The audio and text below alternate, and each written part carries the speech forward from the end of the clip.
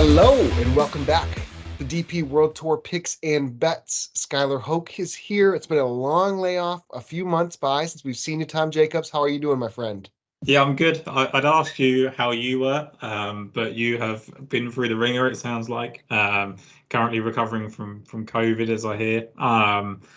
But the exciting news, Sky, when we last broke off, obviously, new dad life. Hopefully it's been treating you well. Hopefully you've enjoyed the break. I've certainly missed the void of talking to you on a Monday afternoon, but no, looking forward to getting back into the ease our way into the saddle, I guess, is probably the way to put it, ahead of the new 2024 season. 100%. No, it's good to see you too. Dad life has been a blast. Our little one is so fun, and can't wait to get him on the golf course. I think we still got a couple months, probably years, until that happens. But Are you going to do that thing where you put him in the high chair and make him watch 10,000 hours worth of golf shots? He doesn't want to see my swing. That's the thing. No, but You know, who is it going to be now? Is it Aberg, or are we flashing back to well, Tiger now? it's why we're here today, right? I'm sure there's somebody in Q School that we can preview today. And that's why we're also joined by a third guest, first time on the Mayo Media Network, combining with us. The show is also going to go on the Lost for Words feed, Tom's normal feed, with his normal co-part, Bradley Todd. Brad, how are you doing today? Good evening, gents. Yeah, thanks for having me, Sky. And I'm a little bit under weather, like yourself. So yeah, it's I'm gonna put an apology out there in advance if you hear any like sniffles or anything. But yeah, I'm looking forward to chatting some golf with you both.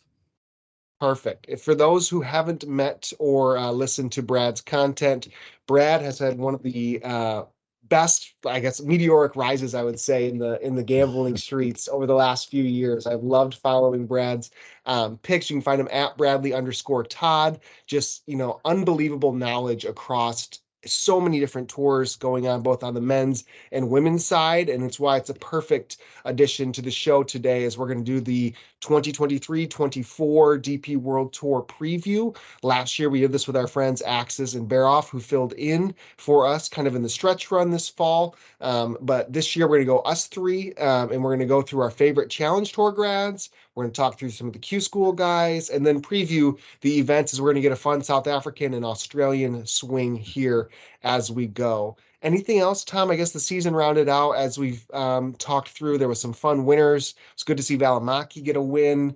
Yes. Nikolai Højgaard, kind of did his thing last week at the DP World Tour Championship.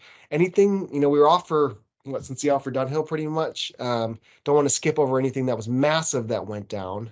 No, I think that's pretty much that's probably the headline events, right? Like I think that the Valimaki one's pretty relevant to us because you've been on him a few times in recent months before we kind of broke, and unfortunately just a little bit early before his win, decided to take a break whilst he won. So yeah, I think that's it. I think like Nikolai Højgaard's win was incredibly impressive.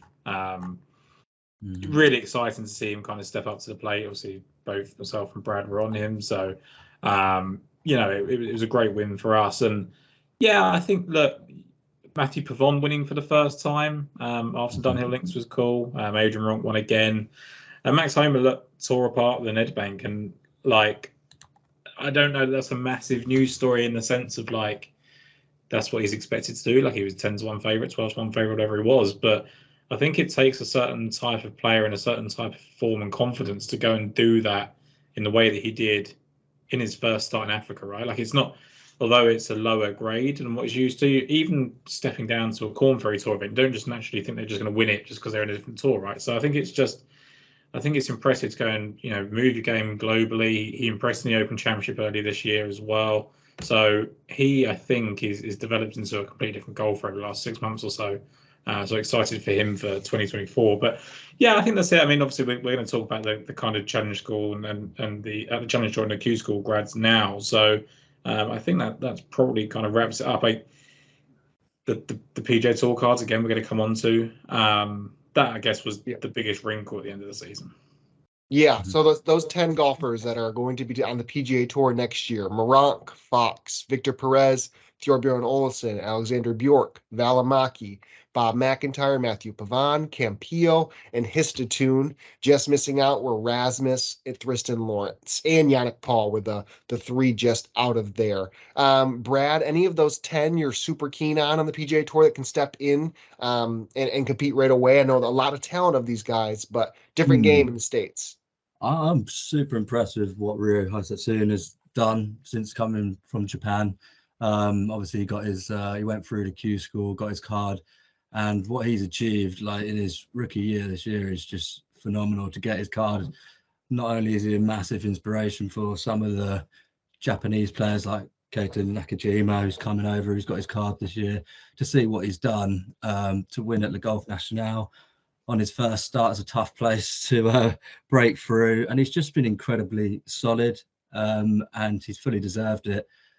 And yeah, I think I'm most excited about him just because of he's still a young boy. I say young boy, young man, and I just think the way in which he sort of adjusted to the DP World Tour, playing different grass, different courses. Why can't he do that on the PGA Tour? And so yeah, I would say that I'm most excited about Hasetsun. I think he's got a really high ceiling. 100%. I mean, 21 years old. He is kind of a boy, just legal drinking age here in the States. Exactly, in the States. And his, I mean, it's a good segue too, right? Q school, graduate last year. I think Tom, you have the numbers. Was it 5 winners from Q school, 4 on the Challenge Tour, I believe, right? 5 winners of the 25 that qualified from Q school, and then 4 from the Challenge Tour, which is, I haven't looked back at how that compares to previous years, right? That was probably a step too far for me this week on a quieter week, but I have to believe that's a pretty decent effort. 9 wins to be taken up by people that didn't have DP World Tour cards the season before. I feel like that's probably one of the better years for graduates. I think it's going to be hard to live up to that, and I think the other kind of unfolding we've got from this, Sky, and then we'll come to you as well, Brad, on this, like, how many of those guys that got the cards last year for the PGA Tour are expected to, keep hold of the PGA Tour? Because, we've got Moronk and Ryan Fox we've seen in majors recently. We know that Oleson's played at this level in the past, so has Victor Perez. And then you kind of got the unknowns of Valimaki, Pavon, Campillo, Hitsasune, we kind of touched upon. And then you've got that bracket of McIntyre, who has played a lot of majors, not a lot of, PGA Tour golf. So it's a really interesting thing. My guess would be that 5 of the 10 keep their cards. And that's not, particularly, that's, Brad, I guess for me, is just a kind of law of averages as opposed to picking out 5 and going to keep them. No, I agree. It's really tough to know, really, until they're in that, in there competing with everyone. But yeah, I would predict that looking at them, I'd probably say, I'm going to say 6 of them, 7 might keep their cards. I'm worried a little bit about Campillo, Pavon, possibly Bjork. But yeah, I really I think Valimaki, for whatever reason, I think he's going to do really well. I think he's got the personality again. He's young, he's improving. I think he will take to some of the courses better than most. And yeah, I just got a feeling Valimaki might keep his card next year. It's been an interesting storyline with Bob too, maybe because the Scottish news always is deep into kind of his life and seems pretty not unwilling, but unaccepting that he has to live in the States to compete on the PGA Tour. He's grown, I think, on his personal life a lot. It's important to have the mental happiness for him, and living in the States, I think, brings a whole angle into it. Probably not just for him, for a lot of these guys for the first time getting their tour card. So a whole new life. I mean, Colsaerts, right, is famously said how frustrating that was for him. He just did not enjoy the PGA Tour life. So it's going to be interesting to see how adapting a lot of these guys are. And then I didn't even think of, I know there's the new category on the DP World Tour. I don't know the start minimum. If you're like 126 to 200 or 150 to 200, right? Those guys are going to be able to come back in some fashion, right? They're not just dead out of the water if they don't keep their cards. So I'm wondering, I'm guessing the answer is yes. They're all just going to go ahead and do it. They don't have to take this Tour card opportunity, right? Like they've qualified and they've got one, but there's nothing to say that Alexander Bjork's going to go and commit to a full PGA Tour schedule. Now he would be, pretty naive not to. When you look at kind of the way I look at someone like Alexander Bjork and Campillo, you look at Christian Bezuidenhout and Aaron Rise, two people you wouldn't necessarily think would adapt to the PGA Tour very easily. Mm-hmm. Both of them have kind of forged decent careers over the last couple of seasons. I think that they have to look at those case studies and go, right, okay, they can do it, and they can come back on limited time. Like Bezuidenhout comes back for South Africa, and things like that. Aaron Rai comes over for the Rolex Series events. What they've got to get used to is like Alexander Bjork can't rely on those 15 events where he finishes 10th, 12th, 15th, 18th as he's done in the past. He needs to come back to the Rolex Series events and finish 6th, 5th, 3rd or whatever to really take advantage of form, which the idea is, I guess, that naturally, because he's finishing 18th, 20th, 33rd on the PGA Tour, he can come back and finish high on the DP World Tour. That's the idea of it, I think, with what Fox has done in the past. It's going to be really interesting. I think that, on the face of it, Campillo and Bjork are, by what we know, should struggle based on their kind of games. They're not the longest hitters. And, Campillo hasn't, I think Campillo's really got an outstanding asset. He's good across the board, right? Whereas you look at someone like Moronk and people like that, and you think, well, their driving is going to help them succeed. So it's going to be really interesting. What I think the next thing we've got to consider, Sky, and I'll move this on quickly, is like those 10 going away, if they go away full time, that opens up a massive opportunity. Now, one of the questions we're going to ask ourselves on this show is kind of like, who's the one we definitively think is going to get that PGA Tour card next? Mm-hmm. You get rid of those 10 guys, and all of a sudden you're not competing with a lot of known quantities, right? So the people like the Jordan Smith, the Rasmus Højgaards, the Dan Bradburys, the people that were really successful last year are already elevated to the top, Brad, right? Like there's not they're already top of the tree without even thinking about it because they haven't got that competition. Yeah. No, I completely agree, and that's why I think obviously there's been a few grumblings about this. Obviously, promotion to the PGA Tour from the DP World Tour, like how it weakens the tour. But I think, as you said, that word opportunity, it creates other opportunities for others, and that is the massive thing. I think it's only going to make us stronger as a continent as well. Our European team, and it's going to get stronger for the Ryder Cup. Playing in America, it's going to be massive for these players' development. I just think it's a good thing in general, and it's going to make it a lot more to compete for throughout the year. I'm a big advocate for it. I really like it, the system, and I just think it's going to be it creates a whole new dynamic to the race to the Dubai.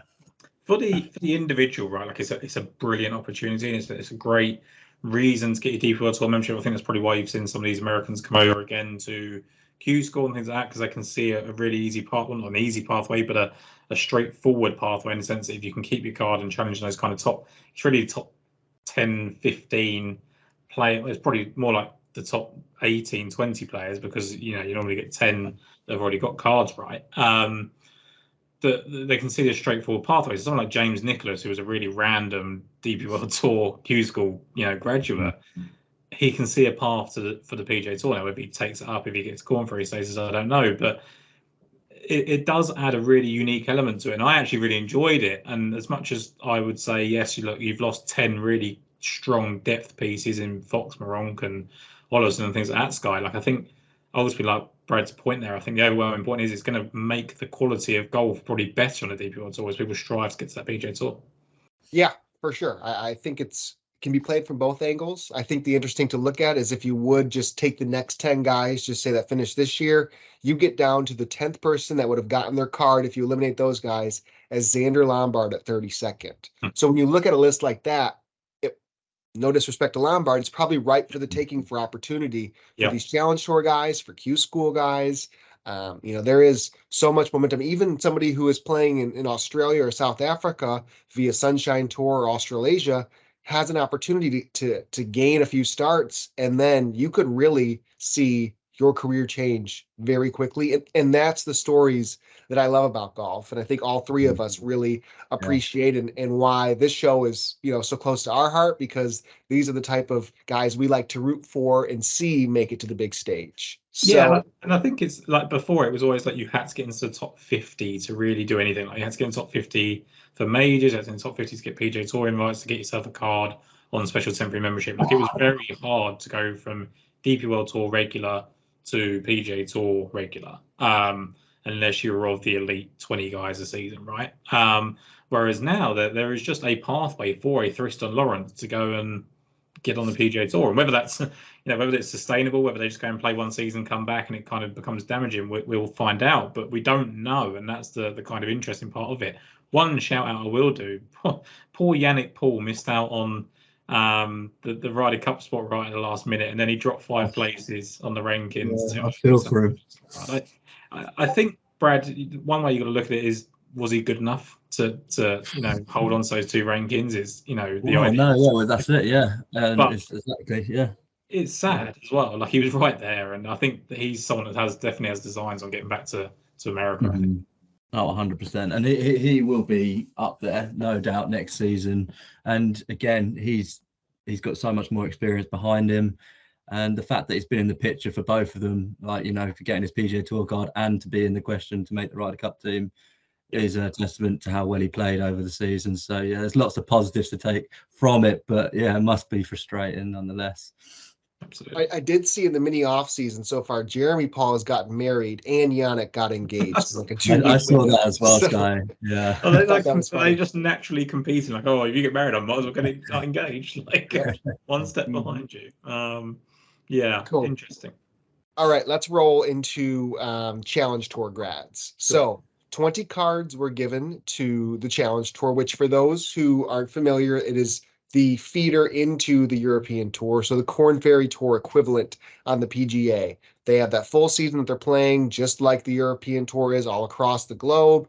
And the top 20 guys are going to be having full cards on the DP, pretty much full cards. I wouldn't say you're into every single event, but the way, especially early on, there's early opportunities to get in and play yourself through some reshuffles.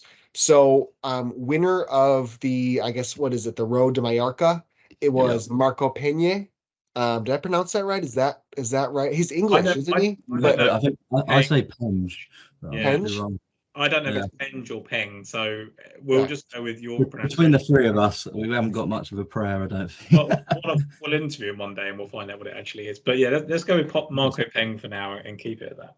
Okay, so he was first, and then Casey Jarvis, who we've talked a little bit on this show and put up a few times. Second, Manuel Elvira, Nacho's brother, correct, was third. And then rounding out the top 5, Ugo Kusad, who we've seen a few times on tour, Jesper Svensson.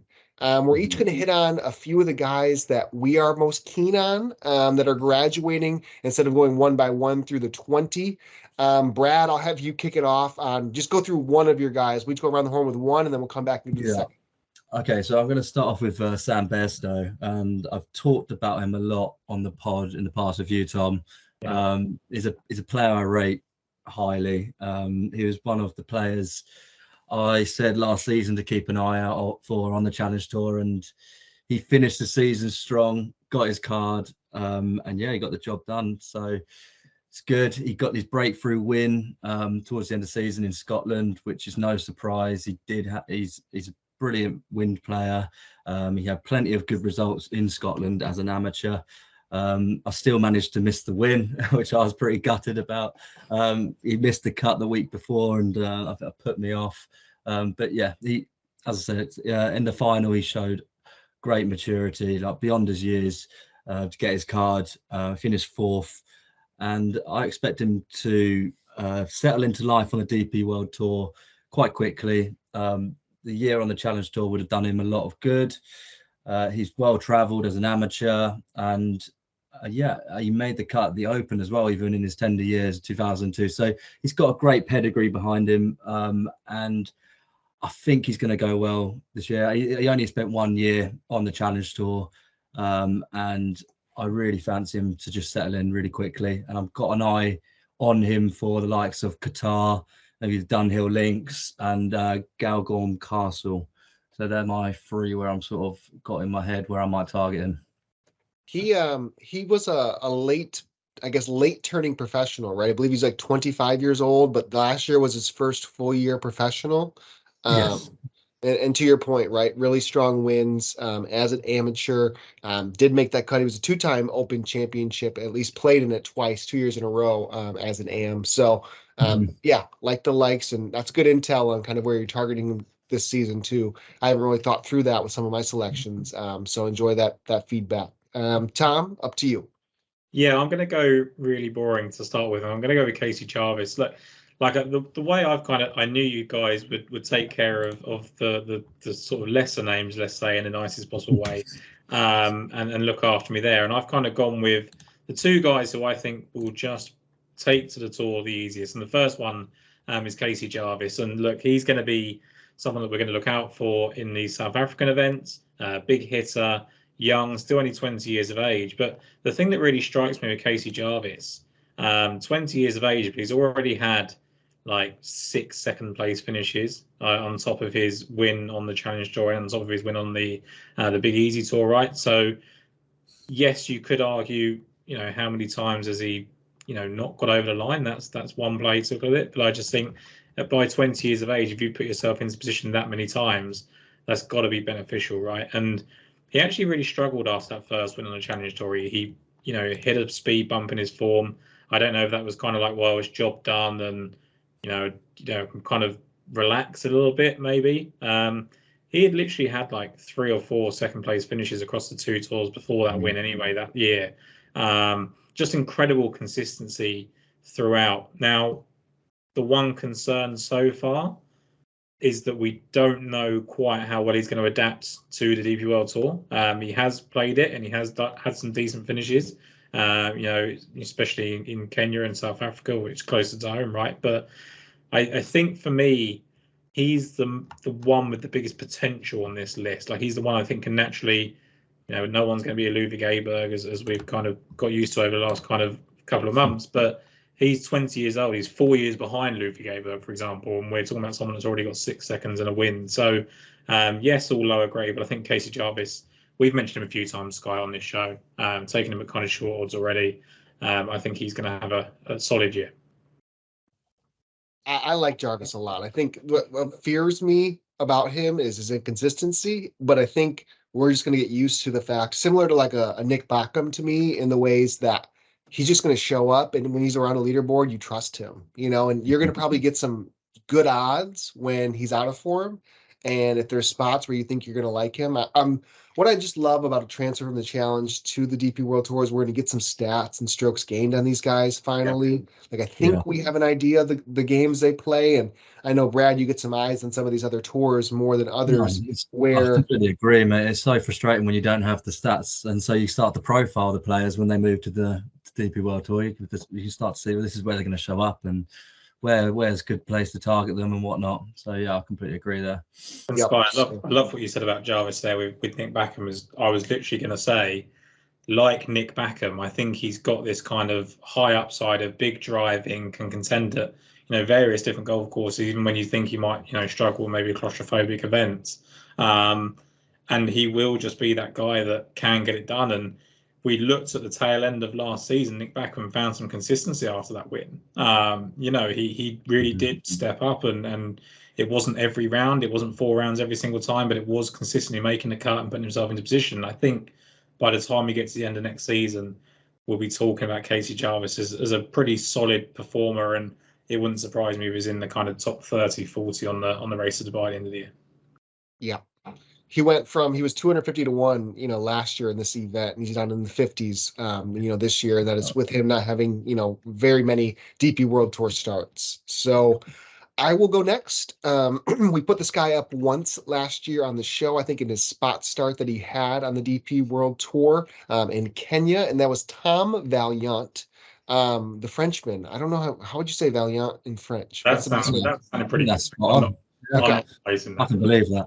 Okay, so So Tom comes off 22 years old or 21 years old. He's just about to turn 22. He was a two-time winner on the Alps Tour in 22 as an amateur, rounded out 22, winning the European Men's Club trophy, and then turned it into, I would say, a decent season on the Challenge Tour. No wins, three top three finishes, another top 10. That second place at the last event of the year, the Challenge Tour Grand Final, was what secured his card for the year. So you see somebody, to me, with a profile like that, stud amateur, wins on tours as an AM on an OWGR tour, and then just has some upside as he settles in. I think the sky's the limit for somebody who's not even turned 22 yet when he starts to get these consistent spots on the DP World Tour. Kenya, he made the cut with a breeze, no problem. So I think just settling in, especially the way he closed the year, 22nd, 8th, and 2nd, that Challenge Tour was a very, very difficult event, that final was. So, I mean, I think there was like maybe 4 or 5 guys that were still under par even in a 60-person field. So I just really like what we've seen just from that type of profile, and those are the guys I gravitate to always. No, I'm gonna add to that because he's my second pick as well for the Challenge Tour grads, and I literally echo everything you said. I think when he won it twice while he's still an amateur on the Alps Tour, said it all really. I think he could have probably turned pro a little bit sooner, a bit like a Bairstow, just a testament of how good he was at a young age. But what really impressed me in that final, he was just like, he knew what was the job in hand. He fist pumped every putt, every chip. It was great to watch. He's composed, mature, had every shot, and yeah, he packs a punch for a little guy off the tee. And yeah, I really, really like the look of him. I think, as you said, massive ceiling. He went really well on home turf at the Golf National. I think it's 12th going into the final round. Shot 77, finished 45th, sorry. So yeah, I think that's a spot. Also probably Kenya, as you already said, where you already targeted him, close of a 64 there. So yeah, a couple of areas, places, to target him. But yeah, I really like him, like yourself. And I think the one thing that, Ben spoke about this in his kind of player-by-player preview is the win in the French Championship, where he beat so many DP World Tour regulars. Like, he beat David Rivetto as the one that got through on the Q score this year. But Matthew Pavon, Julian Bruin, who goes to side. We talked about Romain Legas, Romain Mattel, Antoine Rosner, John Wonko has been playing well on the DP World Tour. Michael Lorenzo Vera has been a staple for years. Skio Seagrass. There were so many players there. Havre is a veteran. Like, he beat every good French golfer he beat that week. And look, it was a different event in amongst a regular season where you question maybe some motivations outside, for some of the Bruns and the Lane Gasks and the people like that, Rosners, who are got another schedule to go to, but it still shows that he was capable of getting the job done on the final day. 100%. Absolutely. Tom, who's your second? Yeah, so for me, again, just very boring, but I'm going to go Jesper Svensson, I'm not sure which way it is. Talking to your point about just understanding what type of golfers these are and stats-wise is something I was going to sort of play him this week, and we'll come on to that a little bit later on, but like, I'm going to hold fire just because I want to learn a little bit more about him. But on the face of it, he's just been unbelievably good so far in his professional career. He turned professional in 2019. He's only 27. So what was that? 23, 24 that he turned professional, which is, not late by any means, but, they're getting out younger and younger, right? He actually went to college in North Carolina. He broke Dustin Johnson's 10-year-old scoring record at the Big South Championship, which is, impressive, I think, in itself. He's played with Ludwig Aberg on the national teams. But most importantly, you look at the fact that he was on the Nordic Golf League in 2020. He won on there, went straight to the Challenge Tour, played well and contended, but then finally won in 2023, beating Brandon Stone, making birdies in the last couple of holes. And then you look at that, he also lost 2 playoffs. So he actually could have got his kind of battlefield promotion. He didn't need it, obviously, with the way that he played. But I just think just how consistently, we talk about Casey Jarvis, I think, being one of the more DP World Tour ready players and talents. I think he was the one that was the most consistent. I know there is a lot of miscuts on his kind of name at the start, but like after that, it was kind of ridiculous. It was automatic for him. He only missed a cut once, I think, after winning Maybe played 10 or 11 times after that. Had us 2 seconds going into his final 5 events. He was just brilliant. And actually, all 3 of his seconds come after that first win. So it was really, really impressive. And I think that was actually his first Challenge Tour start of the year when he won as well. He'd been playing on the Nordic Golf League, Brad, hadn't he? Yeah, that was right. Yeah. Yeah, he won, then went 5th the year after, 2nd and 9th after that, and then he just kept posting these second place finishes. And I think that I just love consistency at this level already. I think we've seen it in the past where we see people that have racked up 2 or 3 wins, and you think, okay, this is they're just ready for the next level, and it doesn't quite work out that way. But I think Jesper Svensson is playing well. And we've seen what Nordic golfers have done so far when stepping up. So pretty confident he's going to have a good year. Yeah, I really like that shout, and like he was always gonna he was getting limited starts and he was showing flashes. So I think he's really benefited this year for like a bit of a fuller schedule. Like once he got that win off his first start, like he was just that was him for the rest of the year. And I think he's just benefited from like knowing like this is it now, and consistency, and obviously he's just gone on and just got better. And he, as you said, he could have won like another 2 times. So yeah, I really like that shout. I think he's a really good player and one to look out for. One thing I found interesting, so Data Golf has, their public top 500 that you can look and kind of see rankings, and not every one of the Challenge Tour grads is in their top 500. I think it's too obvious to say who the number one is. We look at a pure talent and why none of us talked about him, but I think the clear number one individual graduating is Alex Fitzpatrick. I think we've seen him as basically a DP World Tour player, but he did get his card through Challenge Tour there, but he's a clear one. He actually got it, didn't he get it already during his play to the DP World Tour season? So that is why there was 21 players. There was 21 players. They took him out. Okay. So Stuart Manley. Because Manley did get his card, didn't he? Manley has a lot to thank him for. He's probably seen a few cases of wine, but like that was the thing with Fitzpatrick. Like, look, he's the most, and it's good that you bring him up, Sky, because he is the most obvious pick. And to be honest, we should be classing him as a Challenge Tour graduate just because he didn't, fall on the list of 21 players. He is graduating from the Challenge Tour. It's just that he did it pretty early on. I think he ranked 11th in the standings, and they just took him out basically because of what he'd done. So yeah, I think for me I think we've kind of ticked off the ones that are the most obvious, and then the one thing, Sky, I would say that we should mention.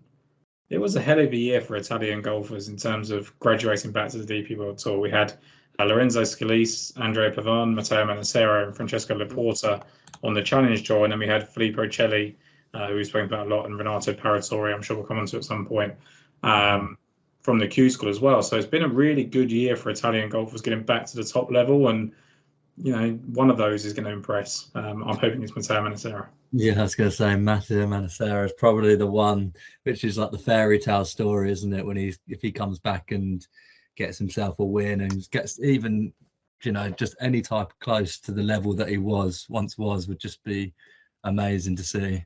So yeah, I was there for his first win, not his first win, his last win, sorry, at the BMW PGA Championship, which was his kind of biggest crowning moment, right? And it was the 4th win in 4 years of being on a DP World Tour. And then you were thinking he's going to be in the Ryder Cup, he's going to play majors, or he did play majors, but he's going to, contend in majors, and it just didn't happen for him. So when I look at those kind of graduates, he's the one that you think, okay, well, we've got this kind of real stock of what was he like at his best? Well, he was arguably the best young player on the tour, right? Like I think he came out at the similar sort of time as Rory, so was never going to kind of get that credit. But like he was the one of the brightest young stars, and he's still 30, 31. I think he's exactly the same age as us. So like it's ridiculous to think that he's probably got another 15 years of golf ahead of him if he can just get away from those demons that he had. Didn't do it in the most consistent fashion, Sky. Like he wasn't placing every week. He had those 2 wins, and that kind of propped up his year. But I think that kind of shows his ceiling. Oh yeah, it's good to have him back. Sorry for the audio change if it's any different. New dad life happens, so you don't get any background noise here. But so I think he definitely is one that stands out. If I kept going down those data golf rankings, Frederick LaCroix, somebody who I fancy this week, is the one that stands out to me also on here. Tons of talent. We've seen him on the DP World Tour, liked him quite a bit. I thought Will Ennefer had a little bit to him in regards to, I think, a little bit longer of a coming out party after he was a real stud teenager growing up in Europe.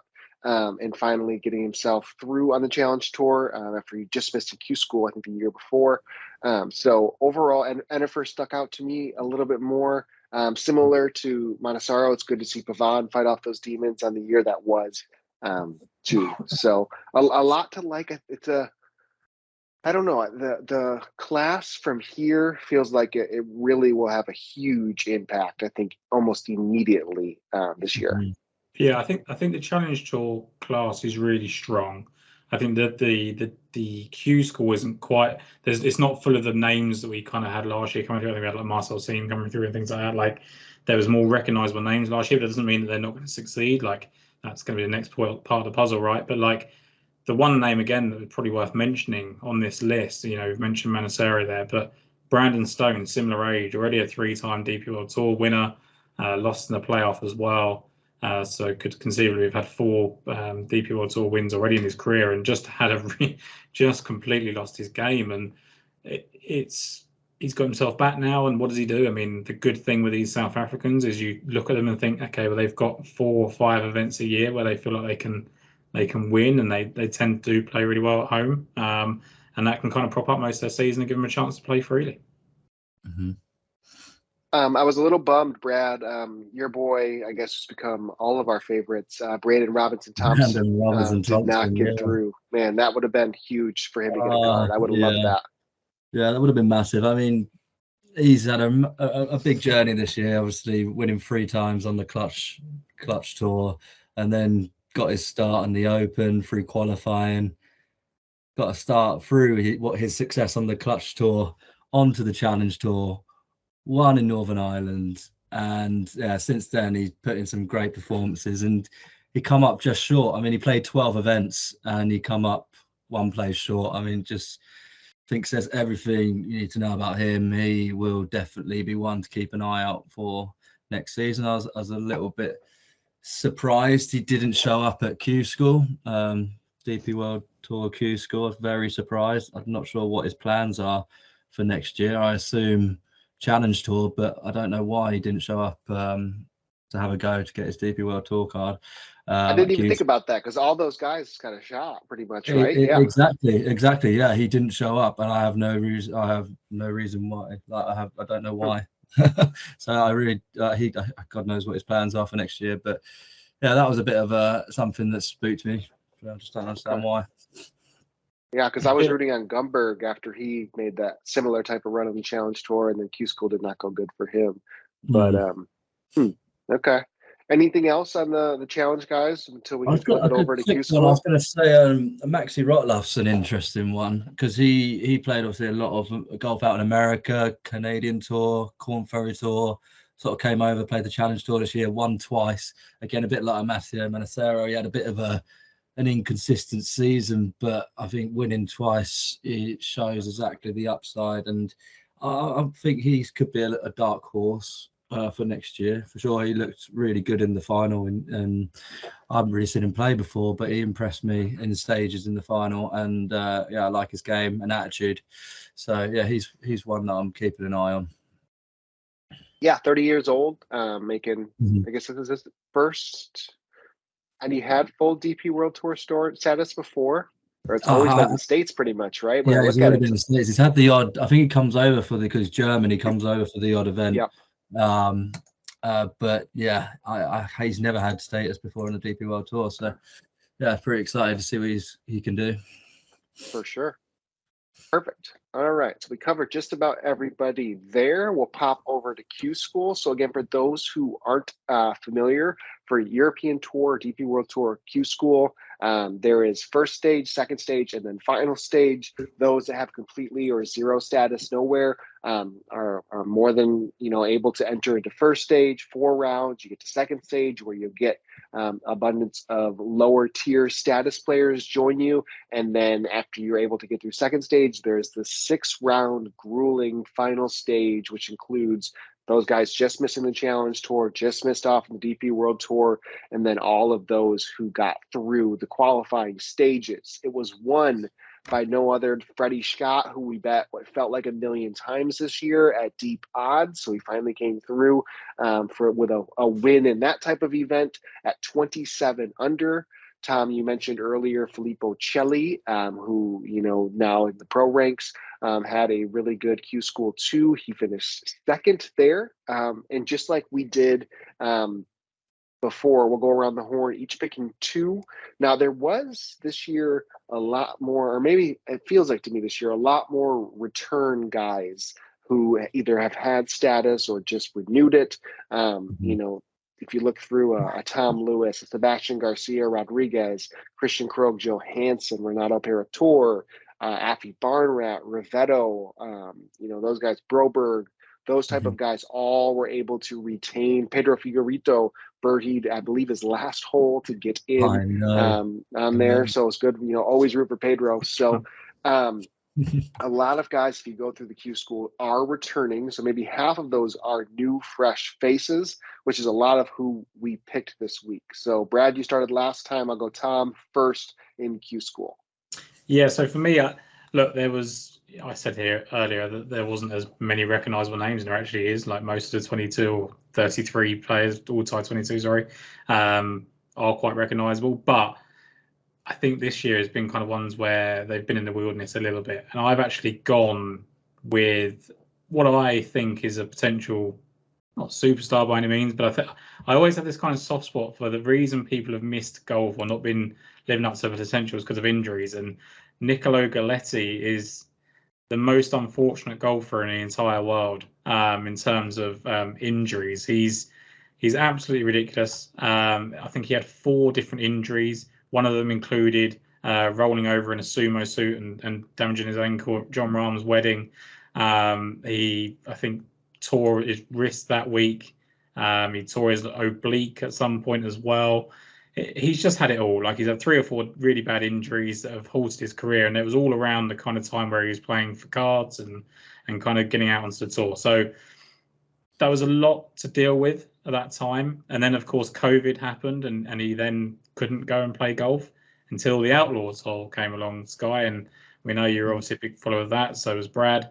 I didn't follow it as much, so I don't necessarily remember Niccolò Galetti from there. But he had this kind of unbelievable run of winning 2nd, 3rd, 14th, 15th. He was just very consistent at that level. And I think when you look at that, plus the fact he's come over and done the pressures of getting through Q School, I just think as someone that was John Rahm's teammate, that doesn't necessarily mean he's great, right? Like Svensson was Aberg's teammate. They're not just going to suddenly be great golfers, but just coming from that kind of stock and coming from all the difficulties of injuries and rehabbing and all that sort of things, to then come over to a 6-round Q School and get through it.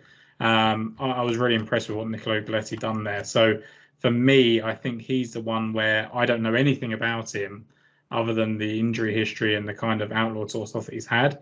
And that kind of excites me in itself. I don't mean this lightly, but I think Nico Galetti may have saved golf at one point. Like 100%, that was all we had, and he was the greatest golfer. We were talking about him constantly. Unbelievable. Like, that name will forever reign in my head. And Brad and I were. I mean, this past week, that's the one name in Q School that I think both of us were like absolutely rooting for. Like, we needed Galetti to get through. He was called the greatest male golfer of the COVID era by Shane Ryan, which he lived up to, right? And look, I think these are 2-3 round events at the time in a COVID situation where it was all a bit weird, and it's hard to hang your hat on that. But I'm pretty sure the Pauls and that were playing in kind of Outlaw Tour events before they came over to the DP Tour and play well. So, look, I don't think it's by any means a layup that he's going to be good. He's got a lot of work ahead of him, but just from a pure, like, I don't know enough about him other than what I've read, I think I'm quite excited to see if he can kind of get his status and play well. I think about players like, the famous ones always go back to Koepka and Uline, right, for Americans coming over. But you've had like Paul Peterson in the past. You've had Gunnar Wiebe come over. Like you've had all these guys come over. Lipsky have come over and played the DP World Tour. Like it happens, right? And I just think that they do it and they take advantage, and especially now that it's just such a clear, defined path. Like finishing the top 15, 16 golfers, and you will get a PGA Tour card.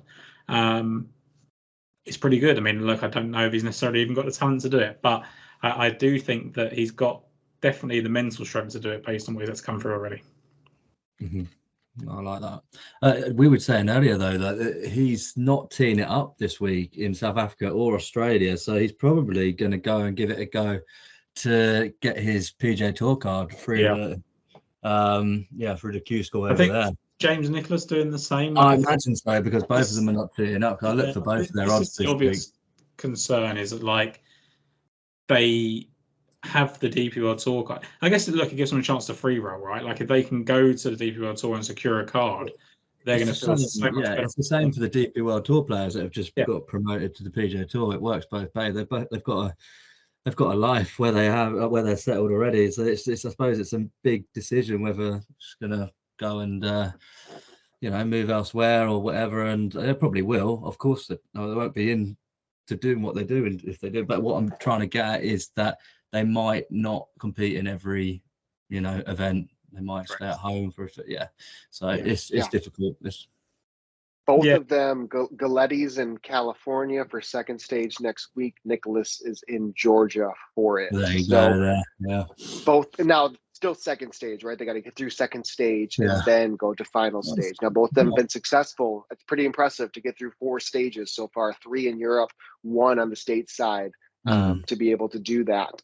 So we'll be tracking both of those, because if they do break through on Corn Ferry or PGA Tour, I think both of them, James Nicholas has a ton of talent. He's been a Monday qualifier, ran up some leaderboards. Galetti, we've talked about, we think very highly of him. I like both of those two talents. And then Nicholas too is like, he's like an Instagram, TikTok star too. If you ever see him on there. The thing with Nicholas is, like, I've kind of exchanged messages with him trying to get him on the podcast in the past. Like, he is a guy that has a platform that he knows he can fall back on. And sometimes that's detriment. Like, he is a really good social media performer, and he was, I think, like lacrosse or something, like another sport that he was really good at, that was actually his path before golf, maybe even like hockey or something. Like he was really good at another sport. I'm not entirely sure what it was, but like he basically had the choice of two, dedicating himself to golf and really kicked on from there. And like, at least with Galetti, like, I know that he's very much like, this is what he wants to do. Like, you look at, he's played 10 events in Canada. He's played 44, I think, in Latino America. Like, he's played a lot of golf, and this is his thing. He's from Berkeley, so it makes sense that he's playing in the California Q School. As I said, he's already gone to Arizona State with John Rahm. So not to dispute that James Nicholas is obviously fully in on golf. I think he is, but that point that you raise about could he potentially miss a lot of events over here, I think when you've got that kind of lifestyle over on the PGA Tour and in America, you might try and chase some Monday qualifiers rather than coming over and gutting it out in, I don't know, the Belgian event, Sadao or whatever. So it'd be interesting to see. I'd really love for them both just to commit to a full season and just see how they can do. But there's obviously things to think about with that. Yeah. I'll take the Belgian Q for my first selection here in Q School, which is another Belgian bomber coming out from the University of Illinois, Matthias Bassard. So I believe, Illinois wrapped up this year. I guess it's Mathis, not Matthias, Mathis. And he had gotten a few starts on the Challenge Tour after school wrapped up. T15 in one of them, nothing too promising in it, but I think he had 5 bogeys through 6 rounds at Q School, which is quite promising. We know the pipeline of what these golfers have created with Dietrich, with Peters, just long hitting, really good ball strikers. 2-time winner last year at Illinois, 3 wins the year prior. So just following that same track record for him, he got up into the top 100 in Wagger, was his top rankings. I just think we run some parallels. We're going to run it back here with the Belgian guys that we've rooted for quite some time. Yeah, and I think, let's just say, you've got that kind of stock to go on it that, like, again, very clear. I'm always fascinated at looking at the college thing. I kind of put a tweet about this before, about like the pathway, and I can't remember exactly who it was. It might have been Pablo Martin or Canizares or someone like that, like a nondescript golfer that was really good at college that's not gone on and done the career they should have done, was the reason that John Rahm went to Arizona State. And I need to look it back up again and refresh myself. But it's amazing how these players get to college and then what they do. And I think I read about the Illinois coach saying about how tough he is and how, you know, scrappy he is on the golf course, and, you know, making a lot of up and downs when he needs to. And look, 15th in the British Challenge last year, 32nd in the Irish Challenge, suggests to me that he could play well when we get to some more, you know, not so much linksy, but kind of like British Isles events. So it'd be interesting to see what Mathis Bassard does this year. Mm-hmm. All right, Brad, that puts it up to you for your first pick. Right, I'm going to go for Yannick De Bruyne. So he's a big hitting German. I'm expecting to have a similar impact to what Nick Backham did last season. So funnily enough, there were two golfers that I bet on a lot in 2020 when they were both playing on the Pro Golf Tour, as they're both highly rated amateurs, and they both won on that circuit, and that's proven a pretty good development tour over the years. I mean, it's produced Vanamaki, Brun, and Hurley Long, just to think of a few. They've all progressed there, and yeah, Yannick, he won there. He played really well, and he progressed onto the Challenge Tour. But last year he had a bit of a mixed year. He struggled for consistency. He had a few okay results, but the most important thing was that he came through Q School. He won second stage, and he got through for the final stage. And he got his card. And I expect big things from him. As I said, I'm comparing him to Nick Backham, but he's already had a bit of a taste of DP World Tour action. He's played in 4 events over the years. His best finish came at Kenya, which on paper, like given I've seen him some of his stats from some of the events he's been in, wouldn't put it down as his best course on paper, but it doesn't always work like that. He might be clubbing down, whatever else. But he finished tied 15th, so that is possibly a good spot to target him next season. But yeah, I really like the look of him, so he's probably my pick of my 2, I would say. Yeah, I knew you'd land there. I was waiting for that. I think, Tom, you're keen on him too? Yeah, look, I thought you were going to go with this guy, so I thought it was going to be a trio of picks there. I remember you kind of flagging him up on one of the shows earlier last season, maybe even the season before, as kind of one of your 5,000 to 1 shots that we don't know until they turn up on the tee whether they're actually playing or not. And the best thing about Yannick De Bruyne, I think, is what Brad talked about there, is the fact that he had that 15th place finish at the Kenya Open. And look, we know that these Kenya Opens are not the strongest of fields, right? And we know that you do get some sort of strange results. But when you look at the top 5 of that, or top 10, let's say, of that field, it was Jorge Campillo won from Karamora. Ryo Hitsasuna, we talked about lyrically earlier in the season, he was earlier in the show, he was 3rd.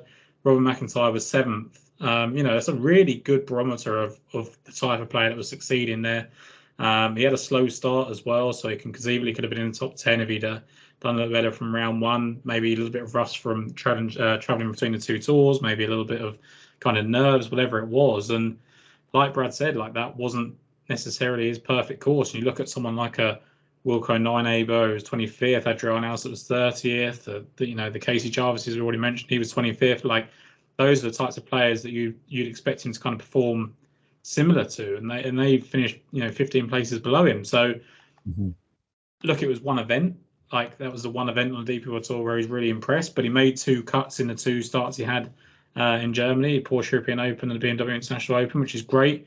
Not easy to play in front of a home crowd when you're not a regular on tour, right? And he just seems very volatile. And again, I think Nick Backham's a good thing. And what you hope is these players do what Nick Backham did, get a win early and then kind of take the pressure off and then find some consistency. Because when you look at the end of last season, it was very, hit or miss. You went miscut, withdraw 6th, miscut, withdraw 15th, 12th. Like when he makes a cut, he seems to be in contention, which is, a huge asset. So yeah, echo everything that Brad already said about Yannick De Bruyne, and just add that I think he's got the ability in the modern game. And look, the DP World Tour is not the one that's most conducive to just being able to bomb it, but it certainly helps in a lot of courses as well. So great sign. Mm-hmm. Yeah, there's some spots though. There's for sure some spots that I think of, and the Kenya performance is interesting. Definitely keep an eye on. Next up on my end, somebody that both Brad and I really do like, not just for the year but this week, Sam Jones. So Sam Jones flew through qualifying school, finishing 6th at second stage, 4th at final stage, or maybe vice versa on those. And if you look into Sam Jones, you're really not going to find that much. From an OWGR standpoint, he had 3 events in 2023, miscut 43rd, 22nd, and he's a 26-year-old who just changed his amateur status to going pro through here. He has played on what is called the Charles Tour in Australia, where he was the 2022 Order of Merit winner. And I'd say it's a pretty decent professional tour in New Zealand, is where it is. Fox was the Order of Merit winner in 2020, if that says some things. Some other golfers were keen on. Hayden Barron played on there a little bit. Even somebody who has been, I think, what's that, Kazumi Kobari? Is that the name? Yeah, Kazumi Kobari. Josh Geary, another one that might be familiar on the DP World Tour. Josh Geary, Kobiri was 22-1 last week in the Australia-Asia event, and he was a 54-hole leader by 6 strokes. Unfortunately, Sunday didn't go his way, but really touted amateur, turning professional. And here we are, kind of no-name Sam Jones, who was a mid-am playing in mid-amateur events, which got him into the top 100 in Wagger. He was 5th at the mid-am championship, the mid-am that everyone kind of thinks of as Stuart Hagestad.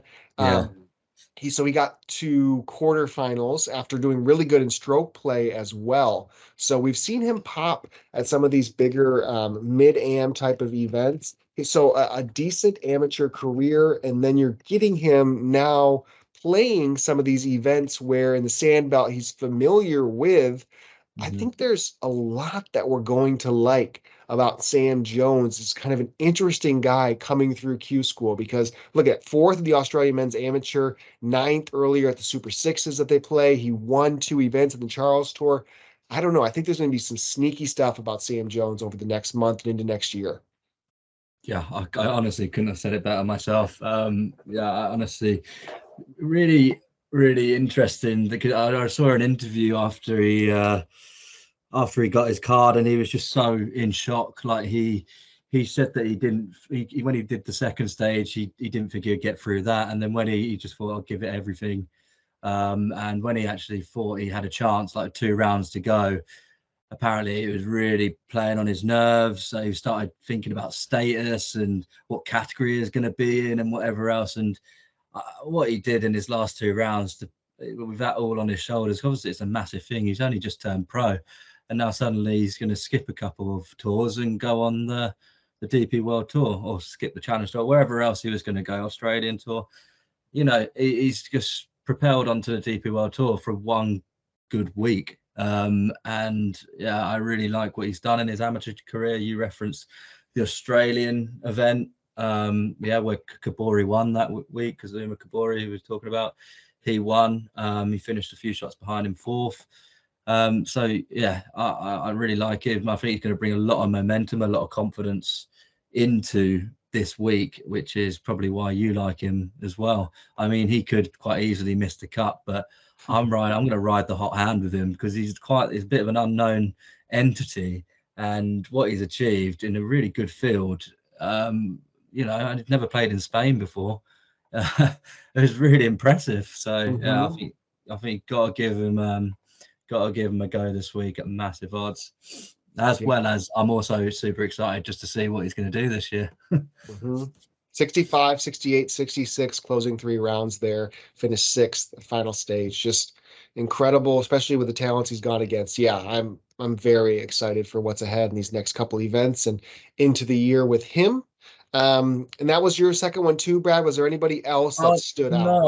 I was going to say pretty bit of an obvious one, but you both have mentioned him already. Filippo Celli, again, like brilliant amateur career. Got a few invites in the early on, and while he's still an amateur onto the DP World Tour, and he made the most of them. I think he stood out.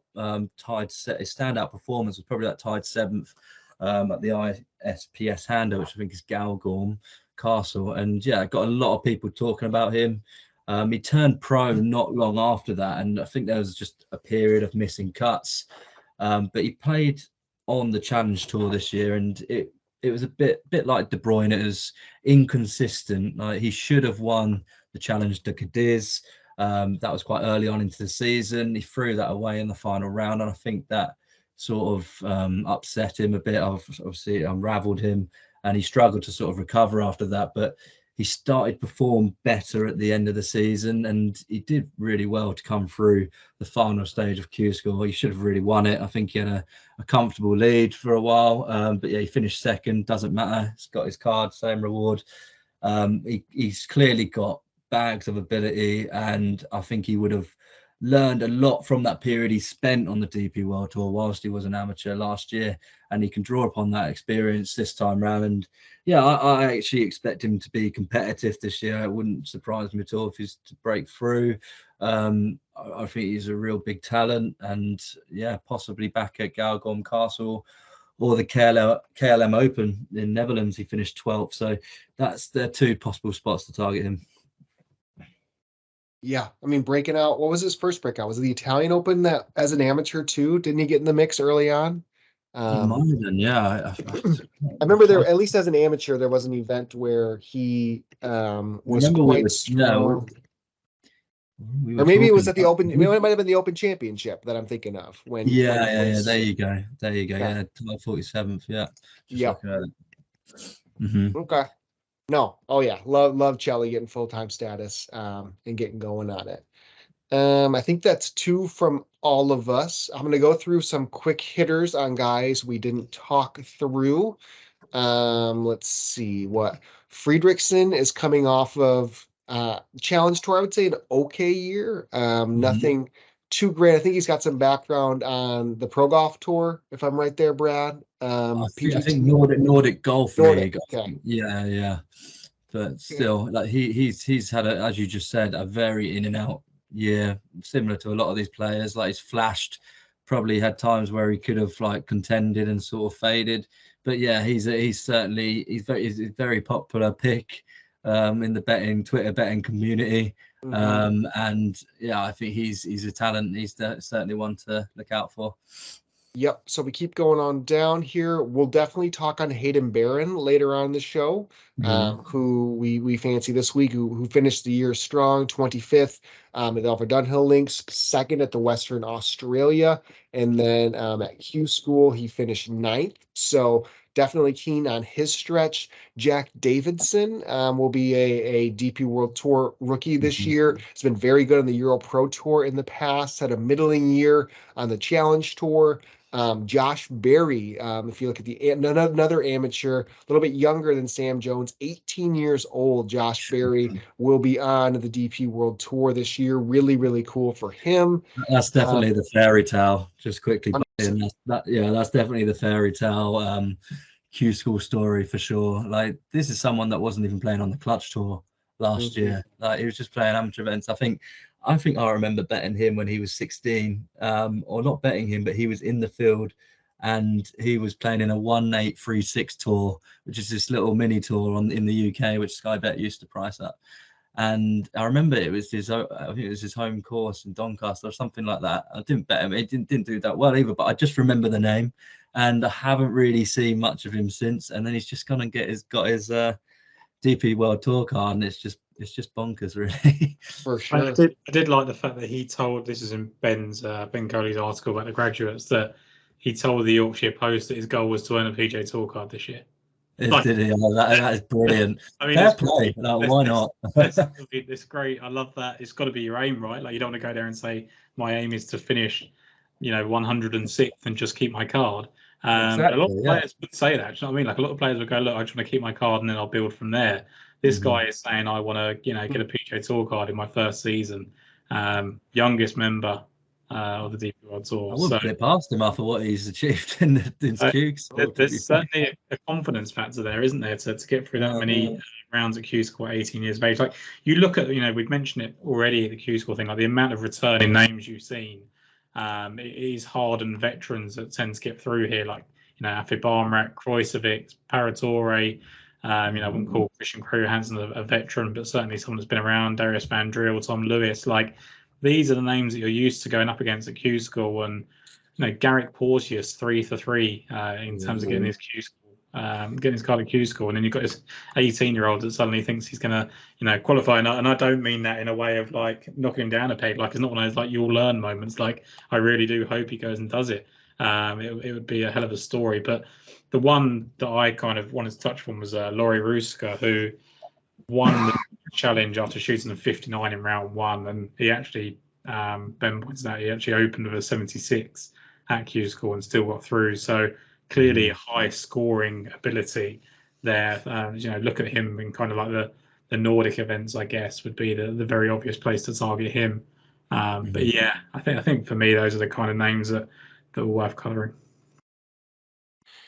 I'm looking if we kept going. I'm trying to think who stuff. You looked at another mini tour guy who I think he's a little bit older, but again, this is me not being as knowledgeable into like the circuit around you guys. But there's a 2020 Pro Tour also, something over there, right? Where Joe Dean. Yeah, Joe Dean. Yeah, so Joe Dean is definitely a UK mini tour player.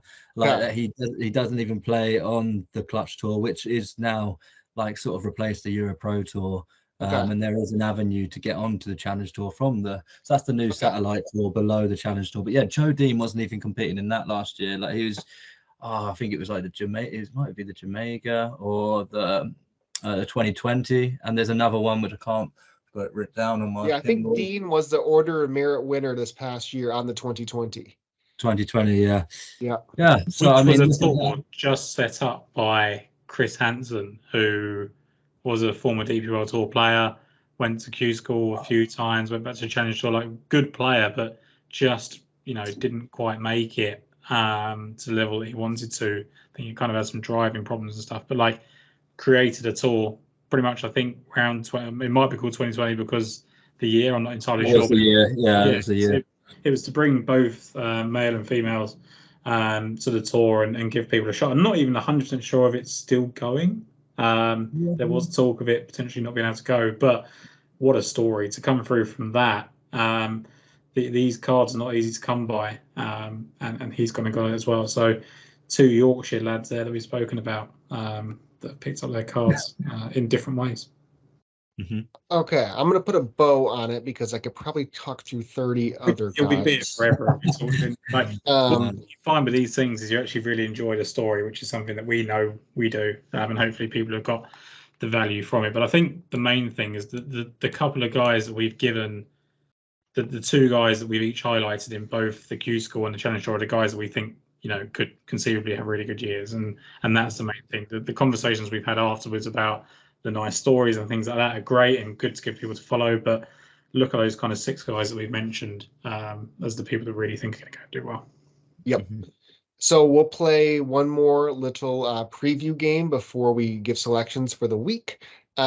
So we each are going to pick somebody who, whether it's one of the Graduates Challenge Tour or DP World Tour regular, as the guy we expect to get a PGA Tour card, and then a long shot from it. So I will go first for somebody I expect to dominate this year. And it's actually somebody who didn't hold the DP World Tour card last year and is getting it through the Order of Merit this year. So Kazuki Higa was somebody who had this last year. This year, it is Kita Nakajima. For those who haven't been as familiar with him, Nakajima has been truly lighting the world on fire when it comes to, professional golf, especially in Japan. So he was, former #1 world amateur, and then he broke onto the scene basically professionally last year or 2022, where he had some middling Japanese tour finishes. And then 23 just came out blitzing. 3 wins overall, a flurry of other top fives. He went on a stretch that was second win, second, third.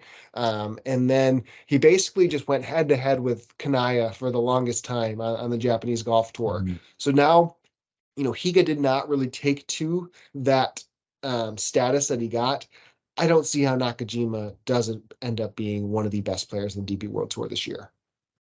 No, God, do you know what, Sky? When I heard that, like, I completely disregarded the fact that I know we've already talked about that he's going to be on the tour, but I was just thinking about who's graduated from the Q School, who's graduated from the Challenge Tour, rather than the other routes of getting in. But yeah, he is 100% probably the best shout, and I'm going to make a case for someone else. But yeah, no, I completely agree with you. Like what he's achieved, and what we've already said about Hisatsune, like Nakajima is a level above. Like, I mean, always was, and he's already done it. What he's done this year on the Japanese tour has been brilliant. Like, I think he's won 3 times. He's been runner up a couple of times, and yeah, he's just constantly competitive and been consistent.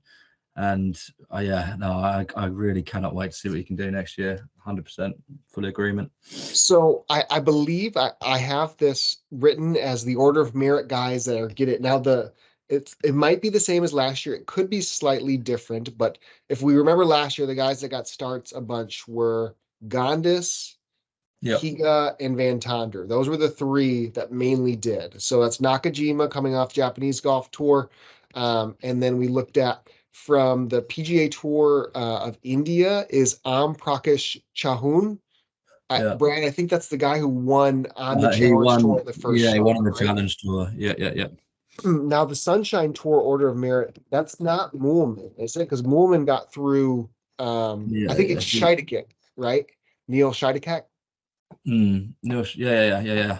Neil, so I believe those are the 3 that I'm unsure, though. Does the Sunshine Tour doesn't conclude? It's a different time, isn't it? So I'm unsure whether it is settled from that.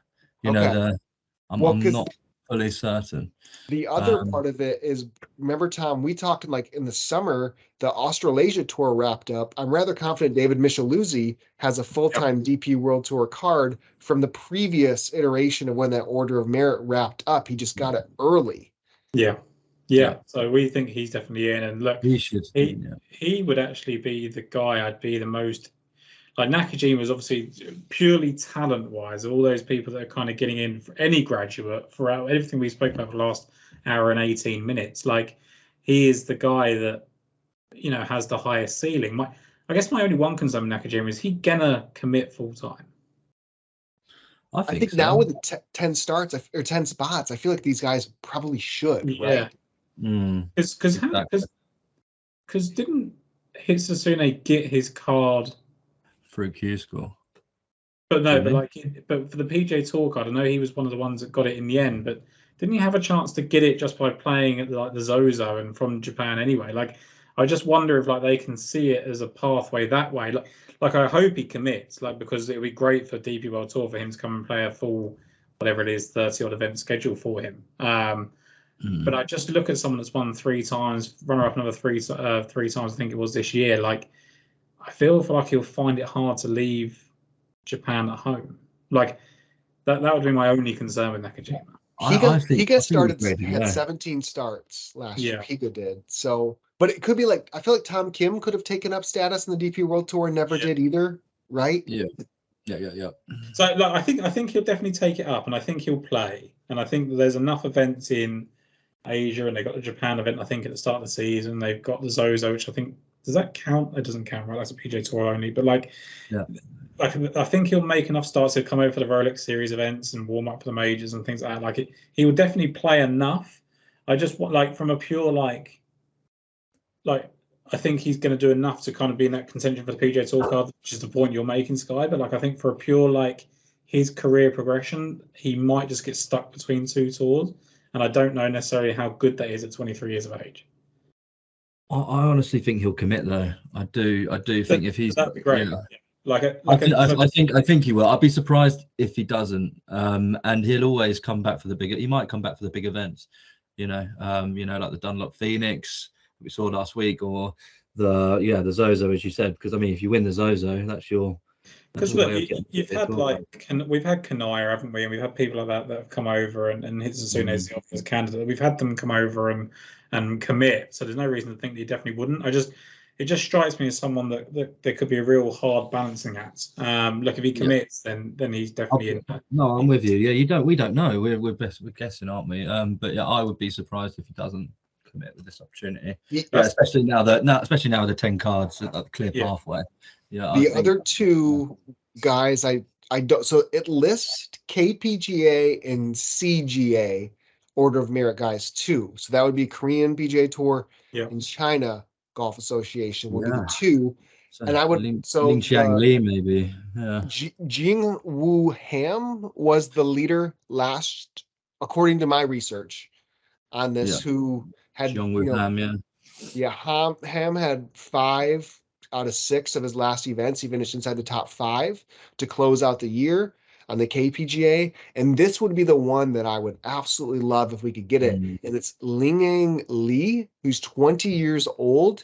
He won 2 or 3 times on the Chinese tour as an amateur or just turning professional. Again, he's 20 years old.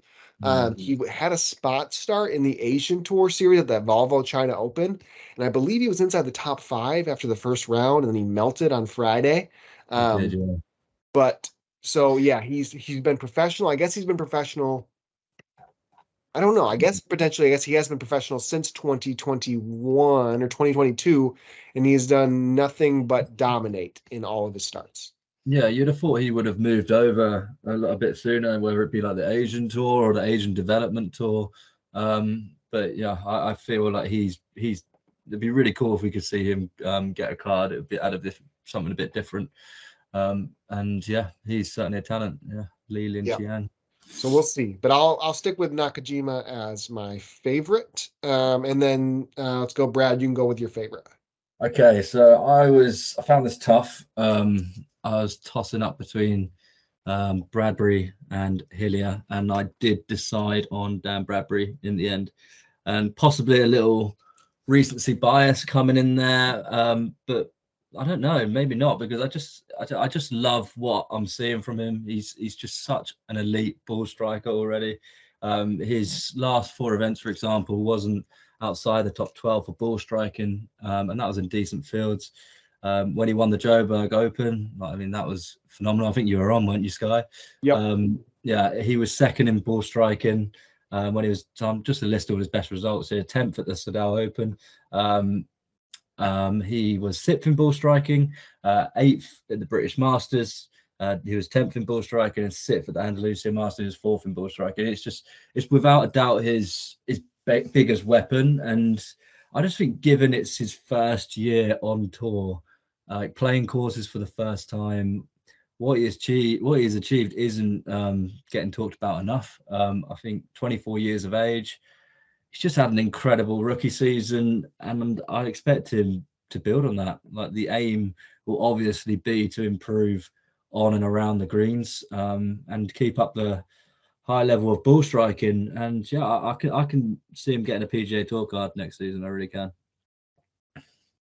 I think why I was so excited to do the show again, because last year was fun getting to pick Bradbury as one of my favorites coming out of Q School, and then him winning in that first event and being on, like, that's it, man. That's why we do this. And he is, I think there was a tweet at the last South Africa event where Bradbury was in the mix, like him and Homa. I mean, he was in the final group, right? And he put it to 6 inches, and Pablo replied to it and said, "Best iron player of the year?" ? And for another tour player to say that, about Bradbury's game, I think passes what we've seen statistically all year long. Kid is unbelievable. He feels like Jordan Smith without scar tissue. Like he's gone straight. Like Smith has obviously got 2 or 3 wins, at least 2, and like he's a very reliable, steady performer. Bradbury's just come out, and not only like the win, you can look at the Joberg Open, which I was going to talk about, like as limited field, end of a long year, like maybe a little bit of a freak result, but it's like Brad just listed off those continuous results, and it is driven by this elite skill set, which is important. Like it's not just I don't want to dig on Campea. I've done this twice now, but like for someone like Campea who's just solid across the board, I know he can flash with his irons at times, right? But like for someone that's just so elite tee to green, so good with his iron play, I actually think he's got a really good chance of defending this year at the Joburg Open this week. And look, I mentioned him as a lively outsider. Ned Banky was 125 to 1, and he finished 5th there. And like you say, he had an actual chance to win, and he got to 17th in the DP World Tour Championship in the end. And the best thing you can he was side by side with Hitsasune. Like he was 18th, Hitsasune, and you look at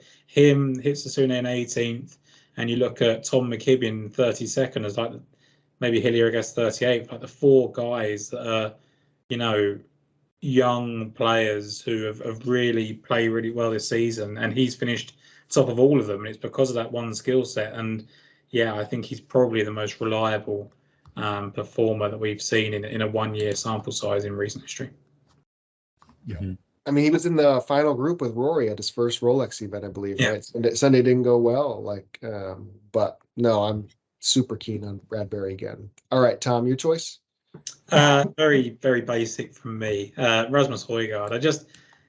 He missed out very brutally. He was the last one not to get the card. We talked about kind of Yannick Paul, but Rasmus was right there. And look, I think the only thing that really happened to Rasmus this year was injury, and he still won. So, like for me, it's funny. We kept reiterating to people that there wasn't too much between Rasmus and Nikolai, and when Nikolai was missing cuts, not to give up on him because the skill sets were quite close together. And all of a sudden, Nikolai's just gone far and beyond because he's got the Ryder Cup and he's got the DP World Tour Championship win and all this sort of stuff.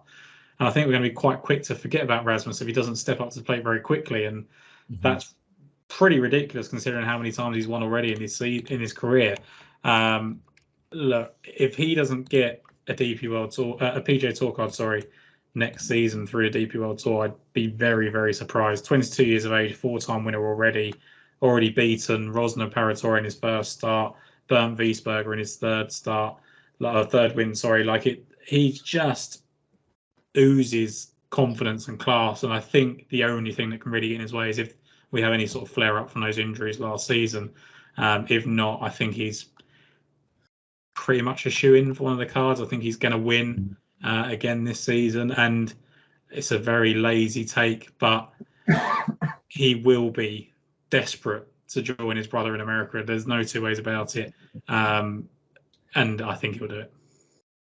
Had to be heartbreaking for him, to finish one out. Yeah. And he was watching it happen whilst his brother was winning. I know. It was consoling him, and all his brother was worried about was missing that 5-foot putt on the last for a birdie, which meant absolute fucking nothing in the end.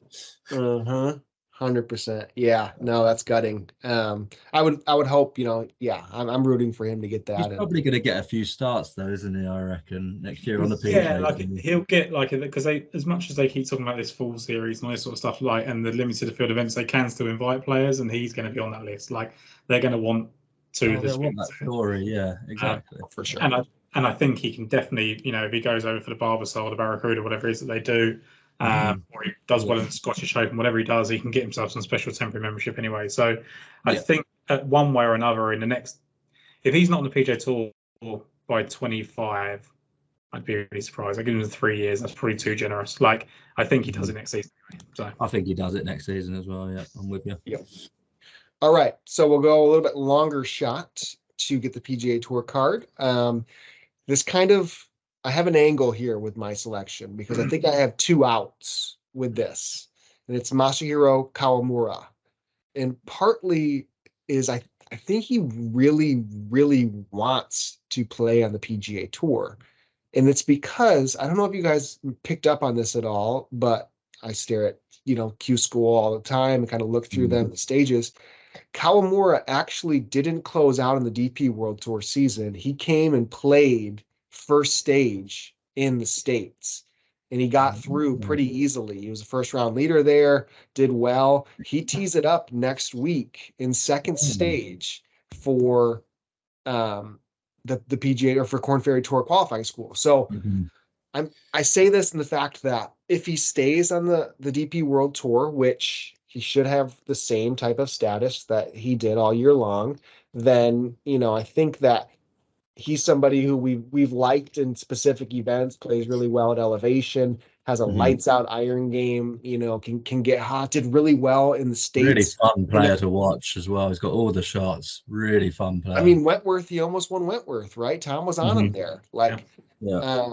So I just think really highly of that game for somebody who doesn't show the consistency, who's down the board a little bit, and he might end up, playing in America this year, and I would still think very highly of him, and he might even do better at like pitch and putt type of golf that the States brings than what the DP World Tour might ask of him sometimes. So that's kind of but this was a tougher pick for me. Like, I'm more maybe excited about the Q School or Challenge Tour guys than I thought of when I went and looked at this, because down the board of DP World Tour guys was not fun to select from.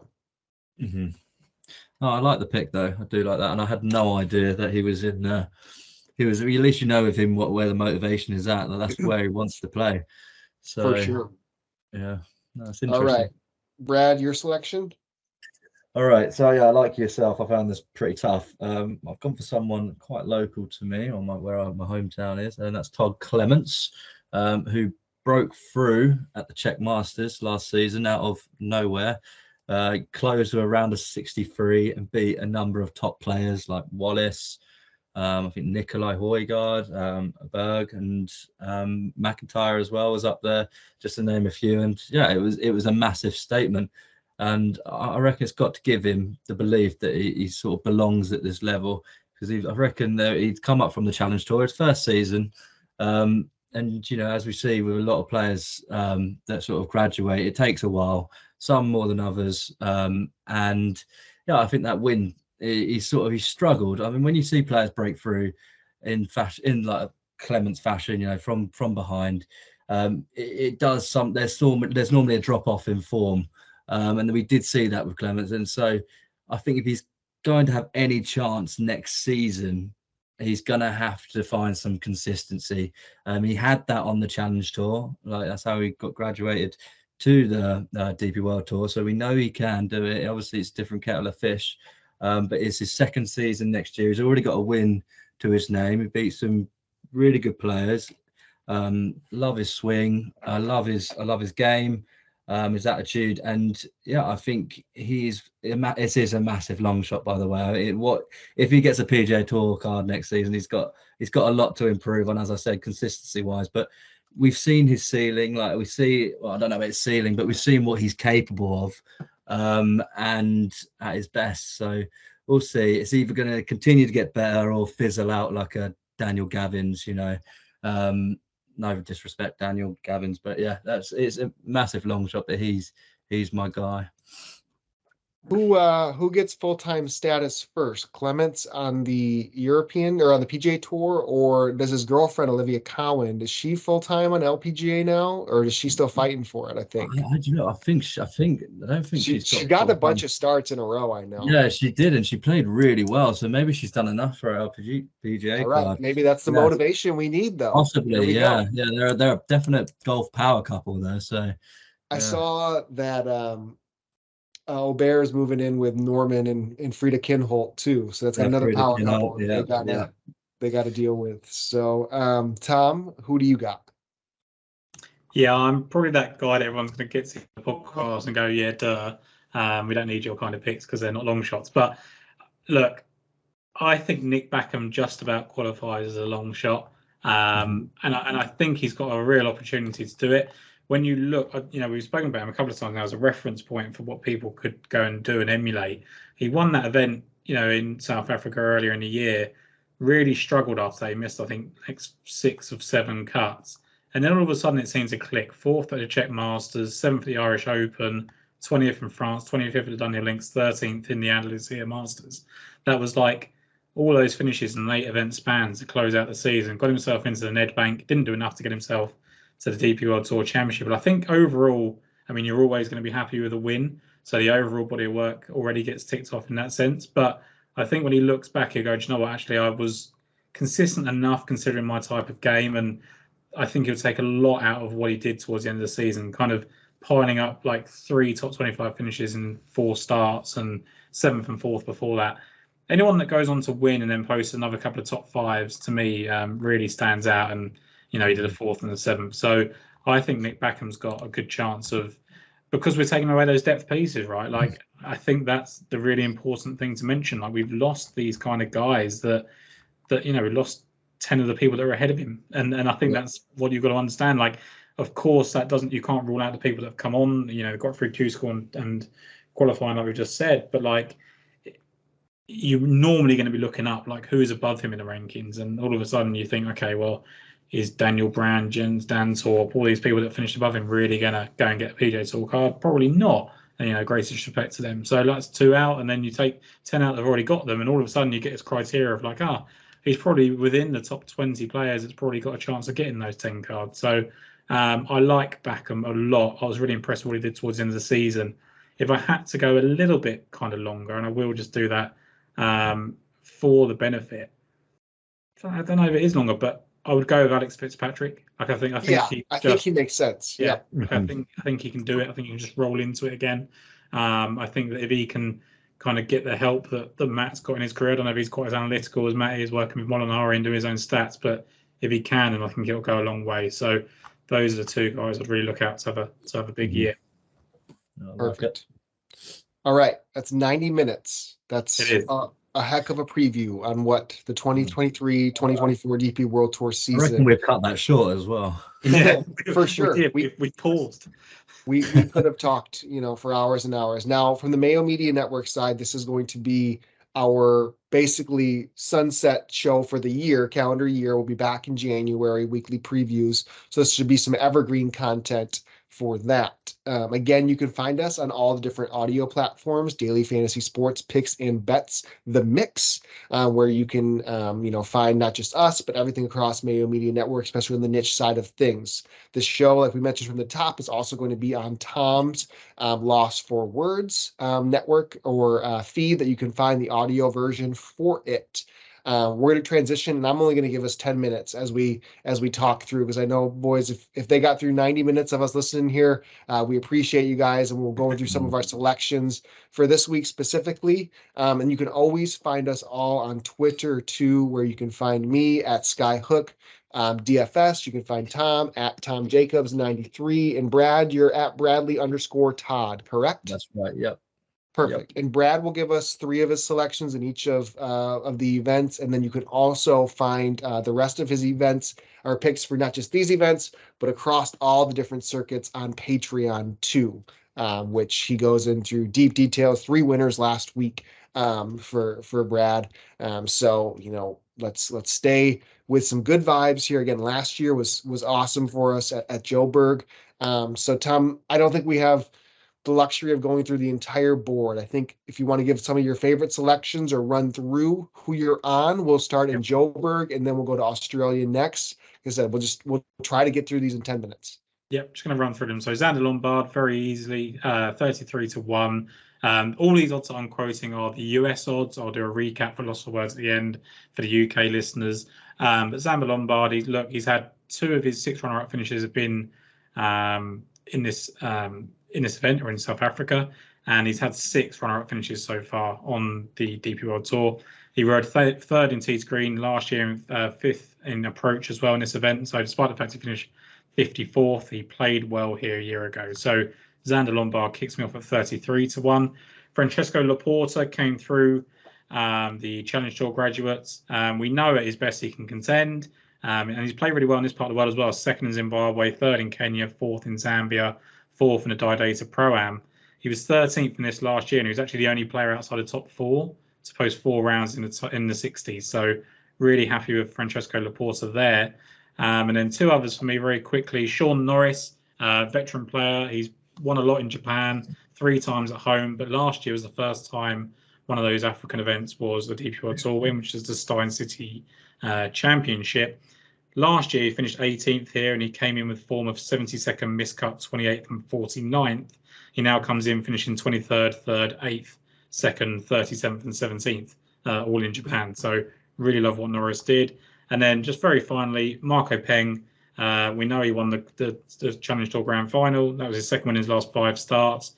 He was 4th in South Africa in the 2022 STC Open on the Challenge Tour, 30th in the same event in 2023, and he was also 20th in Mauritius 12 months ago. So likes this time of year and play well in this part of the world. So those were my 4 picks for Joberg.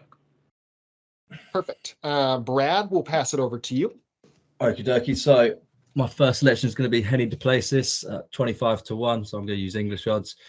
This guy's surely got to win soon. It's been a long time coming. He's put himself in position a number of times, hasn't capitalised. If anywhere, it's likely going to be in South Africa, where he has a fantastic record on home soil. Jack Nicklaus redesigned Hilton Golf Club in 2009.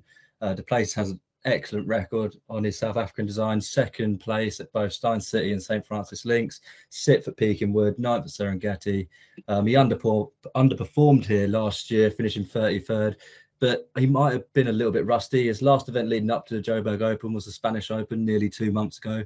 This time round, he arrives off the back of an impressive tied slip finish at the Nedbank only a couple of weeks ago. Really good field. He hit the ball brilliantly as well, ranking 2nd off the tee and 14th on approach. I feel as though he's in much better shape this time round, and he stands out as my favourite selection up the top of the market.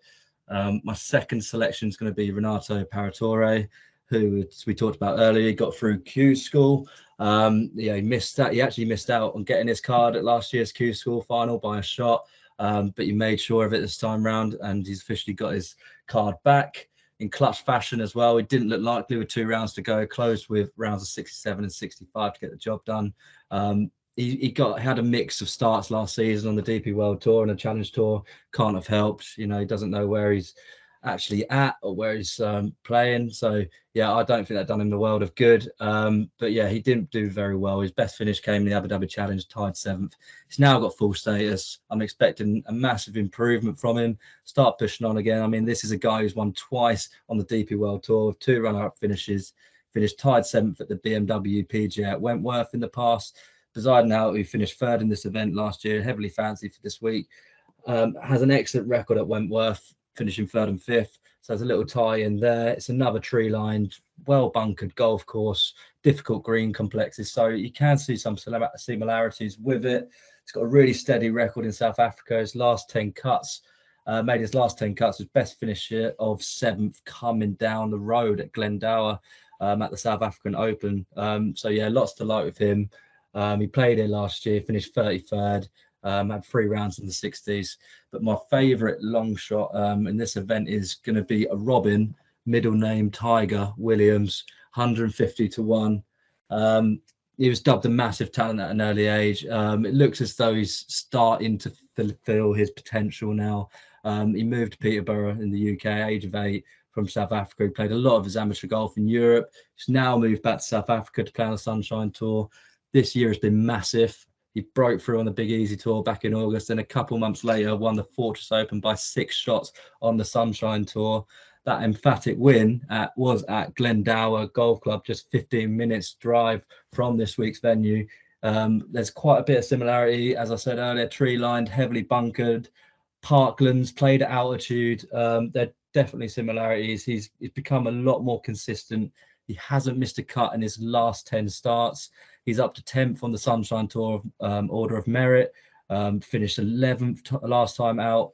His biggest weapon is probably his distance off the tee. He can hit an absolute mile.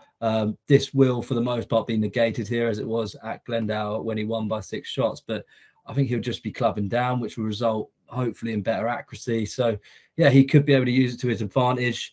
What I liked the most is he played in a 36-hole event last week, a Gary Player Invitational. It was like a charity event. He won the 36-hole event, shooting 10 under. I think went bogey-free final round. And this is in Sun City at Lost City course, tough course. I think that acts as a perfect warm-up going into the event. He's obviously cited Gary Player in an interview afterwards as an inspiration. You know, I reckon he's going to get a lot from that, as well as what he's already achieved this year. Sorry, I'm rambling on. But yeah, he missed a cut here last year, but he's transformed as a player since then. And he's definitely one to keep your eye on. And he could be ready to make an impact at this level. So that's it. Beautiful, beautiful sell job there. I love it.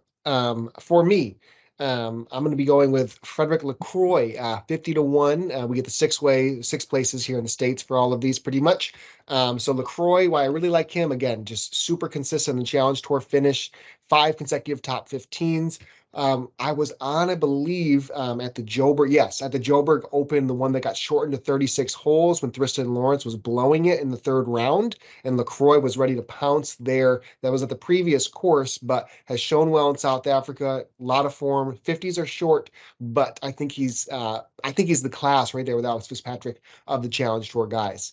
Tom, this might be the first time I have been on this guy, and you are not, and that is Ross Fisher at 70-1. Ross Fisher had a steady, I think it's steady end of the season. He was actually fighting for his card. He was somebody that the back nine mattered on that last Sunday. He finished the year 4 straight made cuts. And where has he played exceptionally well? South Africa. We went in detail on what Bradbury does really, really well. Bradbury won at this course last year.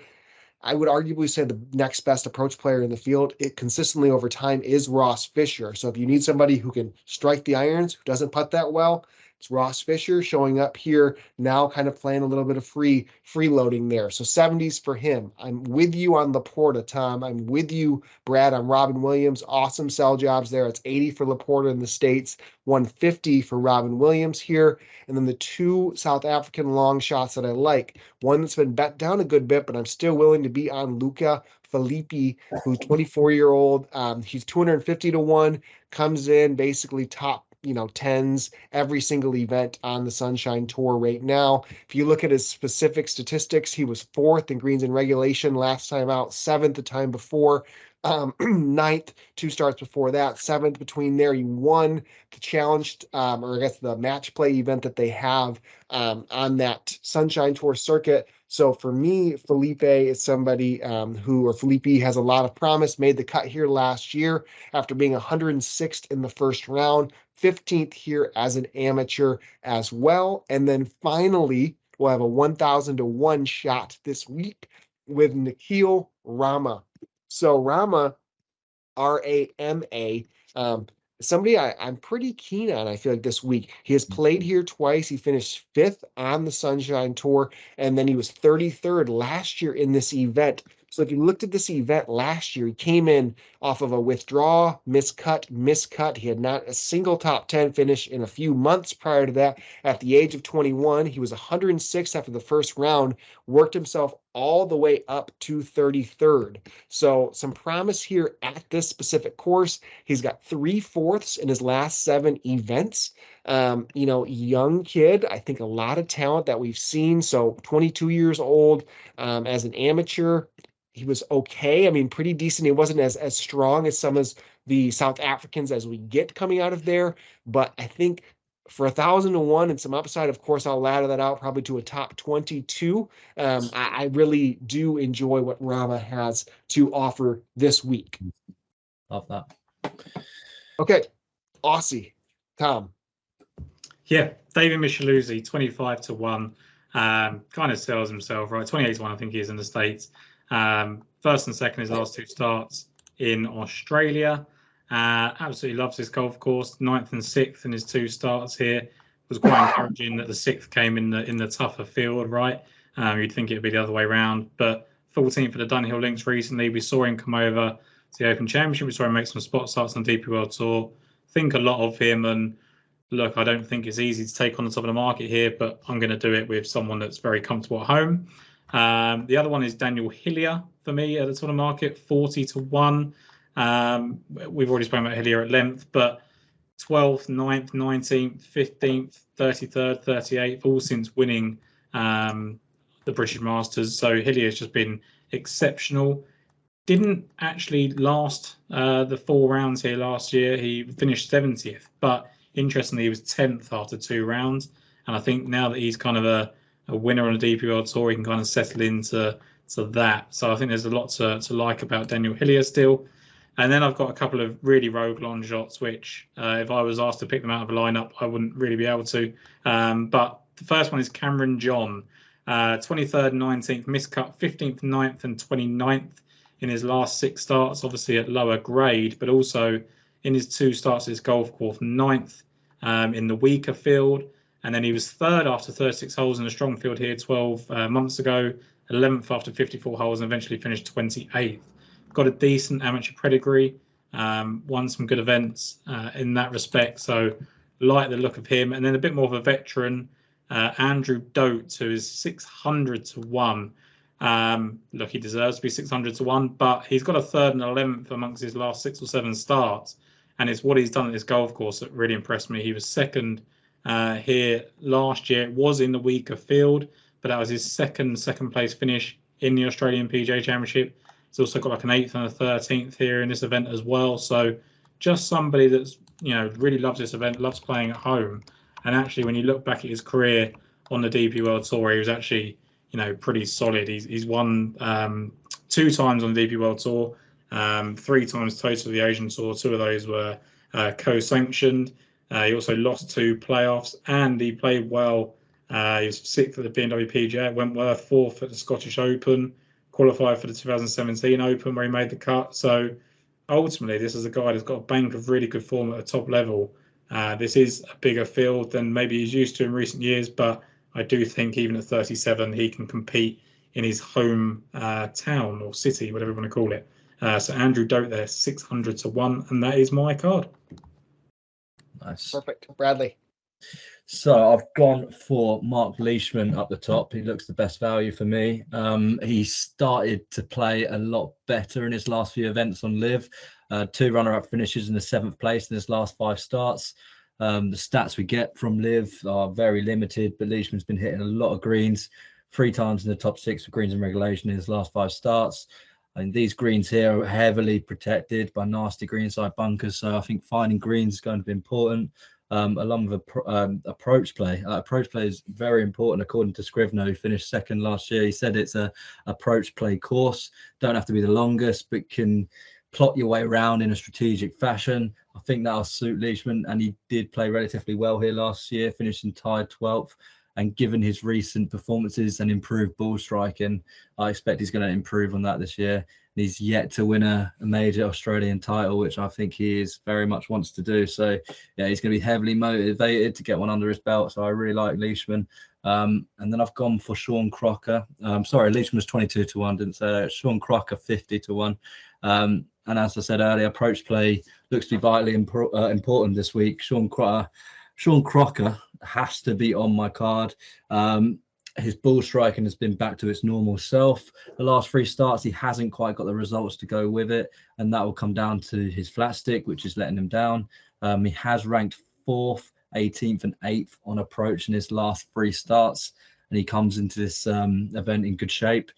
He hasn't played at this course before, but he does have some good memories in Australia and in this event. He has finished 7th and 9th at the Australian PGA in back-to-back years. He's also finished 5th at the Super 6 event in Perth. So that's 3 top 10 finishes from 4 events in Australia, which kind of begs the question why he hasn't come back sooner. It's been 3 years since he's competed in Australia, so it's kind of mind-boggling given his recent success there. But yeah, he's back this week, and I really like his chances.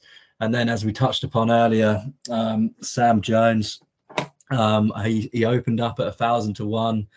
I was absolutely blown away when I saw the odds on this guy yesterday. As we've already said, top 100 amateur, won twice on the Charles Tour. I won't repeat myself because we've gone on about him so much, but yeah, he's got experience in Australia, played in good amateur events, and he's close to home. What he achieved at Q School was incredible, and I'm gonna ride Sam Jones's momentum this week, and hopefully he can pull something out the bag for us. And I like him for a top 20 as well. Yeah, I mean, we have to be in on Sam Jones. I totally agree. He's 600 still in the States here. I know there was some long top 20s out there too. I believe he found like a 40 to 1 on a top 20. Yeah, ridiculous. Yeah, that opened. Yeah. So, big on him this week, 600s. If I go all the way through my card, for it here. I'm starting with Curtis Luck. It's more of just the way he finished the year overall. I mean, Luck is somebody, if we put him head to head against Crocker, they're basically the same odds. We're around 50 to 70 here in the States. Luck did really, really well on the Corn Ferry Tour to end the year. Plays well at difficult golf courses. I wouldn't say his irons are flashing in the same way that Crocker's are. He was top 23 of his final 4 events in greens and regulation. He's a really good short game. I just feel like when I look at the board and see his recent performance, it's like a top 10, top 8 type of form coming in, and the odds just bit of discrepancy from where he's placed there. So I'm in on him at 50. We talked about Hayden Barron earlier. Barron has 2, I believe, top 12s at this course. He had 9th as an amateur and then a 12th last year. Comes in again second on the Australian Tour, 25th at the Alfred Dunhill, where he was lights out ball striking in the one event that we got it for, and then 9th at Q School. He's won 25 to 1. Diane Lawson, or Digger Lawson is his nickname. He comes in off of 2nd, 8th, 3rd, 1st, 11th, 2nd. But the one thing I wasn't sure, Brad, I don't know if you have any color to this, but this has been bouncing between the Asian Development and the Australasian Tour. He withdrew last week after 2 rounds, and he was in 3rd when he withdrew. Got 71.69 and withdrew. Yeah, I saw that. I have no idea why he did that. I mean, he still has a tee time. Last I checked. I will make 100% confirmation here, but that was the one fear that I had with Lawson in the fact if he's going to confirm. Yeah, he still has a tee time, so maybe he just had to make sure he was back for it, because that event was in Asia. So he's 200 to 1. Arguably my favorite bet, maybe even between the 2 events. There is a 400 to 1 available in the States on Julian Surrey. Surrey had a remarkable comeback on the Challenge Tour. A lot of scar tissue when it comes to Surrey. You know, we thought the world of him, almost making that similar Koepka Uline type of, you know, stratospheric run through the Challenge Tour and then the European Tour, and then just stalled out hard. Really, really hard. Injuries, risks. And then finally he gets through on the Challenge Tour with 3 top 3 finishes in his final 7 events, and then he's flying through Q School for the Corn Ferry too. So he got through first, he got through second last week, and then flew all the way to Australia for it, and then he's gonna have to come back for final stage here pretty soon. So I think it just says a lot that he's got to take advantage of his form and the opportunities. So he's 400 to 1 here. So I think a ton of him there. And then Sam Jones, like you mentioned. And then I wouldn't be remiss if we didn't, you know, put up, after all this talk, the one and only Austin Batista. He's also 500 to 1 with Sam Jones. Austin Batista, who we've talked on this show plenty of times, mini tour, you know, unbelievable. He won 4 starts ago, and then he was 5th at the Victorian PGA last time out. I believe he did make the cut in this event no, he did miss the cut last year in this event. But I don't know. Batista, I'm not scared of. If he's on a leaderboard with big dogs around him, I think he's got that winning mentality. He won literally out of nowhere that he's event. He's got the stones on him, hasn't he? He's got the stones for sure to compete with the better players. Yeah. So I think that puts a bow on it for me. Our friend Robson Chinhoy is teeing it up in the Joberg Open this week. Not on him, but always need to shout out Chinhoy. I love it. Perfect. I think I'm out of breath. Brad's out of breath. Tom, you holding up all right? I'm good. I'm just sat on mute for the last 10 minutes, so I'm absolutely fine. Look, I think for me, that was a show that was really important. Like, I know that we've rapid fired through the picks there, and if people came for the picks, then they've got a lot to go through. I think we'll kind of point out as we're launching the episode, right, that the picks are going to be at the end. But ultimately, like, you've got our thoughts, everything that we've kind of compiled so far, and it's evolving. Like, we've got 3 or 4 weeks now, but you know, I don't know. We're definitely not going to do another show probably on the Mayo Media Network, and me and Brad are kind of using this as a litmus test to see what we're going to do for the rest of the year, right? So we've got some studying to do, some more preparations to do. There's some holes to fill. Even just going through this has improved my process going into the year. So I think that in itself adds an awful lot of value. Just knowing these guys. I mean, look, there are a lot of names that we recognise on those 2 lists of Challenge Tour and Q School qualifiers, but there's also names that I didn't know until started looking into this. So hopefully that added value there. It's been 2 hours. We've really dug into it. Sky's got COVID. Brad's ill. I don't know what I am, but I'm fine. So we look, it's been a slog, but it's been a really good, informative podcast, I think, humbly speaking. So hopefully you see a lot of value from it, and hopefully, if we don't identify the winner in our picks, you've at least got something from our discussion that you can go and put a bet on. Maybe it's Yes or Sense, and we should probably be betting on this week.